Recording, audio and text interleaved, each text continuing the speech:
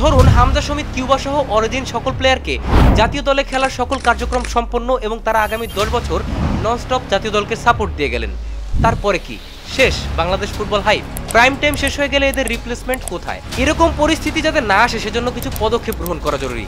কি চলুন দেখে আসি।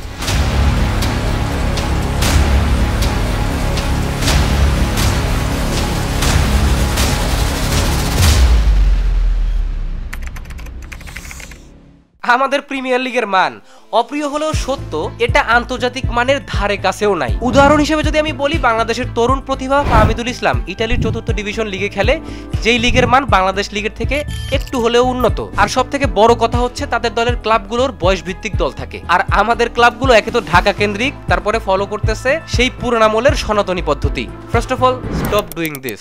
লিগ কমিটির উচিত এখনই বিভাগীয় শহরগুলোকে ইনক্লুড করে লিগকে জাতীয় রূপ দেয়া। এটাতে আপনার 3টে উপকার আছে। কি? 1, খেলোয়াড় বাড়বে। 2, লিগ প্রতিযোগিতাপূর্ণ হবে। আর 3, যেটা সবথেকে বেশি ইম্পর্টেন্ট, জাতীয় দলের পাইপলাইনে অনেক বেশি অপশনস থাকবে। তো আপনার ওই যে আমাদের ডিফেন্ডার নাই, আমাদের স্ট্রাইকার নাই, এইসব নিয়ে চিল্লাপাল্লা করার মনে হয় তখন আর দিন থাকবে না, I guess. FIFA academy project মূলত ফিফা কর্তৃক পরিচালিত একটি প্রকল্প, যার উদ্দেশ্য হলো বিশ্বজুড়ে ফুটবল উন্নয়ন এবং প্রতিভাবান খেলোয়াড়দের খুঁজে বের করে তাদের পর্যাপ্ত প্রশিক্ষণের সুযোগ দেয়া। ফিফা গ্লোবাল ফুটবল ডেভেলপমেন্টের হেড আর্সেন ওয়েঙ্গারের সাথে সম্প্রতি বাংলাদেশ ফুটবল ফেডারেশনের সভাপতি তাবিদ আউয়াল সাহেবের সাথে সাক্ষাৎ হয় এবং সেখানে আর্সেন ওয়েঙ্গার বাফুফে সভাপতিকে এই প্রজেক্টের সাথে যুক্ত হতে আহ্বান জানান। এতে করে ফিফার কারিগরি সহযোগিতায় সারা দেশে ছড়িয়ে ছিটিয়ে থাকা অনেক তরুণ প্রতিভাবানদের মিলবে বড় বড় ক্লাবে গিয়ে উন্নত মানের প্রশিক্ষণ নেওয়ার সুযোগ। ইউ নেভার নো, মেবি এখান থেকেই ভবিষ্যতের হামজা সমিতরা বের হয়ে আসতে পারে। যাক, উপরোক্ত 2টা বিষয় নিয়ে কথা বলছি, এবার আমি তৃতীয় যে বিষয়টা নিয়ে কথা বলবো, এটা অনেক বেশি ইম্পর্টেন্ট।